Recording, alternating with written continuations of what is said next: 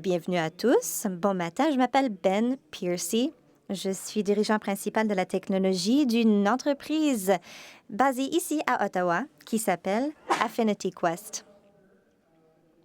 Nous avons des logiciels étiquette blanche qui fournit un service sans fil au gouvernement fédéral pour leur service GC vérifié.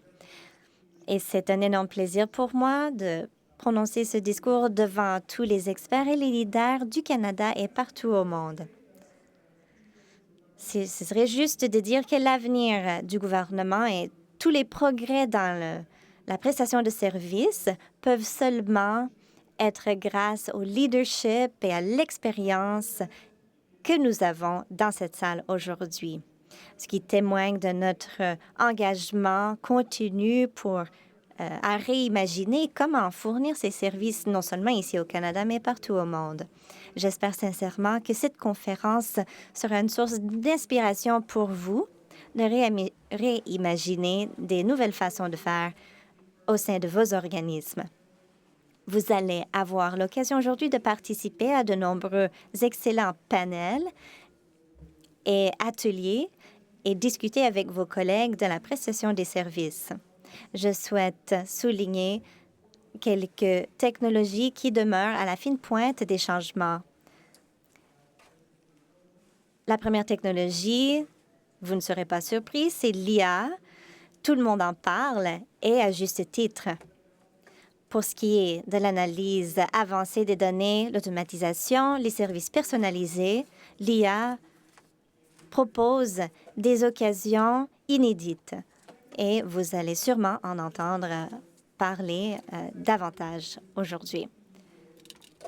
Deuxièmement, une toute nouvelle façon de protéger les informations et protéger la vie privée. C'est une méthode cryptographique qui tire parti, ou plutôt, ça s'appelle Digital Trust, la confiance numérique dans le domaine de l'infrastructure publique pour mieux servir les besoins en évolution du public. Le potentiel économique des deux technologies est immense. On dit que la PIB pourrait croître de 3 à 6 % d'ici 2030. L'IA pourrait aider à améliorer la PIB au cours des prochaines décennies. Alors, ces améliorations de ces genres de technologies peuvent augmenter l'efficience dans les services publics, engendrant de conditions plus propices à l'économie numérique. Qui plus est, il y aura des bénéfices pour la vie quotidienne des citoyens et des entreprises partout au pays. Alors, que veut dire Digital Trust, la confiance numérique? On parle de qualification numérique, des applications de portefeuille et des entrepôts de données personnalisés. La combinaison de ces services peut révolutioniser notre façon de partager les informations. Selon ce modèle, les autorités technologiques comme vous peuvent partager des informations de façon cryptographique pour que les organisations et les individus puissent utiliser et partager ces informations à leur gré. Et ceux qui dépendent de l'authenticité de ces données-là peuvent vérifier de façon cryptographique la véracité de ces données. C'est une amélioration marquée. On peut donc donner beaucoup plus de pouvoir aux individus sur la protection de leur vie privée. On va éliminer les opportunités de fraude et augmenter la confiance tout en améliorant l'expérience générale de l'utilisateur. Dans les pays G7 et G20, il y a beaucoup d'investissements dans l'IA et la Digital Trust. En Allemagne, on a récemment annoncé la portefeuille nationale. Et les citoyens vont donc avoir de vrais choix pour tenir le contrôle de leurs propres informations. Aux États-Unis, Il y a énormément de développement dans le domaine des identités vérifiées dans les secteurs publics tant que privés. En Californie, il y a eu l'initiative des permis de conduire numérisés qui peuvent être vérifiés en ligne et en personne. Ici au Canada, le secteur public a été pionnier à cet égard et joue maintenant un rôle clé pour accélérer le chemin vers la confiance numérique en tant que bien public transformateur. Les services envers les citoyens sont clés et il y a même un nouveau ministre à ce titre. Ces développements enthousiasmants partout au monde mènent tous vers de meilleurs services publics plus résilients qui vont informer la politique publique, établir des normes pour la gouvernance numérique et l'interopérabilité gouvernementale et assurer l'amélioration de la prestation de services. Et on reconnaît que l'innovation, l'inclusion sociale, entre autres, sont des points clés pour assurer la sécurité, la croissance et la prospérité.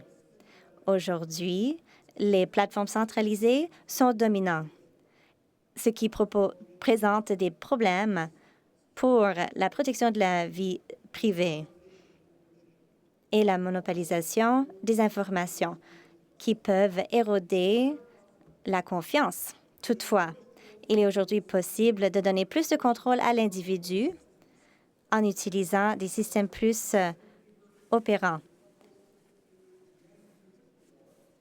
Quand vous utilisez une portefeuille physique, vous pouvez tout transférer maintenant à votre portefeuille numérique et vous avez le contrôle et tout le monde peut vérifier la véracité de ce que vous choisissez de partager.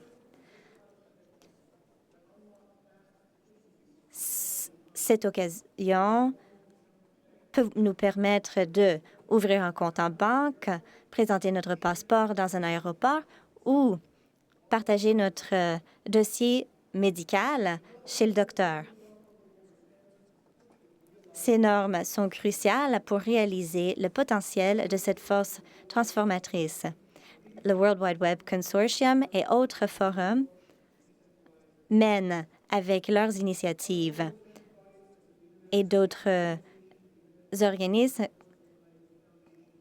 Linux Foundation, entre autres, fournissent un forum grâce auquel les partenaires privés et publics peuvent progresser vers l'interopérabilité.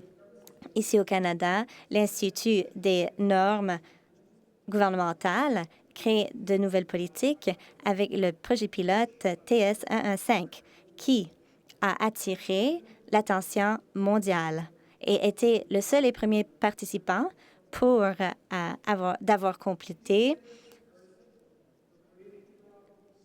la vérification des troisièmes normes. L'IA devient de plus en plus intégrée dans nos vies et dans nos infrastructures. Et nous devons pouvoir authentifier les données, ce qui est de plus en plus important quand on voit tous les cas de fraude et d'usurpation d'identité de nos jours. Au cours des 3 dernières années, au Canada, nous avons travaillé avec des fonctionnaires dévoués en façonnant la vision du Canada à Sciences, Développement économique Canada, au Conseil du Trésor du Canada et maintenant au Service numérique du Canada. Nous avons accompli beaucoup de projets, y compris à Transport Canada et les recherches de la Banque du Canada ont également réalisé plusieurs initiatives. Chez IRCC, il y a eu des initiatives pour les étudiants de l'étranger. Et nous avons participé également avec des partenaires d'Europe pour aider à créer un réel progrès dans le cadre du partenariat canadien-européen, canado-européen. Tel que je l'ai mentionné tantôt, nous fournissons le service avec notre plateforme étiquette blanche comme pilier clé du service GC de l'identité vérifiée.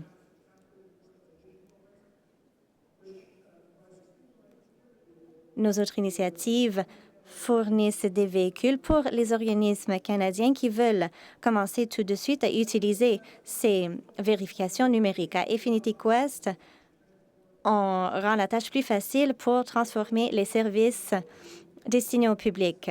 Au cours des prochains jours, je me réjouis à l'idée de parler avec chacun de vous pour parler des défis auxquels vous faites face sur les questions numériques. Nous avons un kiosque qui sera ouvert à 11 heures. Et si ce n'était pas clair avant, j'espère que ça l'est maintenant. Les identifiants numériques sont primordiaux pour le gouvernement et je vous invite tous à penser à leur incidence sur les services que vous fournissez. Ils sont une étape clé pour rendre les données fiables dans le monde numérique et c'est extrêmement important dans le monde émergent de l'IA. Merci de votre attention et de votre temps. Et si vous êtes ici pour la première fois à Ottawa, passez un bon séjour. Merci.